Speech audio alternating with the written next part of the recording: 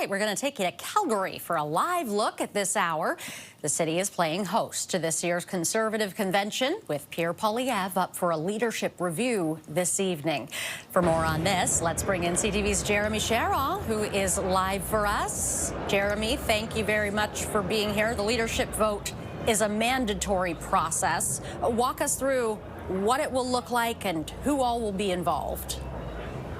Yeah, Renee, look, it'll be a big day here in Calgary, a long day here in Calgary. The vote is expected pretty late this evening. As you've touched on, this is a mandatory vote as per the Conservative Constitution. Anytime they lose a federal election, they have to have a leadership review. The last one was in 2005 with Stephen Harper. After he lost the 2004 election, he got 84% support at the time. So the big question here today is, what kind of support will Pierre Poilievre get? And it is widely expected he will get significant support. What that number will be is kind of the big question. And how it works is those who will be voting are delegates that have been selected from ridings across the country to represent Conservative members in those ridings. And all of those delegates will get a vote tonight to decide whether or not Pierre Poilievre will be the person to lead the Conservative Party, the federal Conservative Party, into the next election.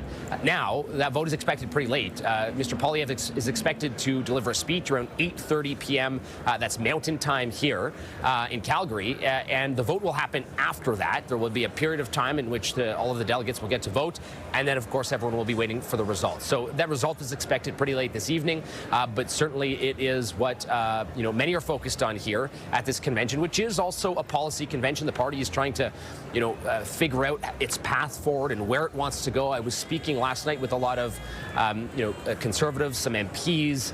They're really focused on using this as an opportunity, maybe even to reset, is some of the language that I was hearing from some MPs is kind of reset the agenda and move forward in a new way for the Conservative Party.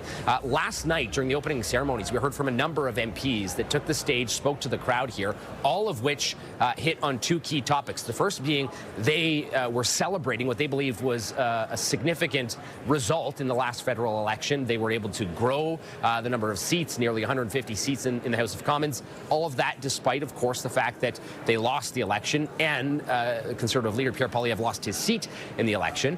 The other thing we heard from all of those MPs was support for Mr. Pierre Poilievre. One of the speakers who took the stage was Deputy Deputy Leader Melissa Lantsman. Here's a little more from her on the stage last night.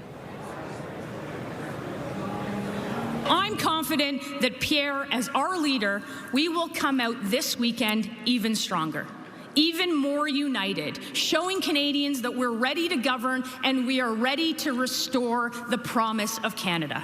It is time for hope. It is time for change. And it starts this weekend by standing with Pierre and uniting for Canada.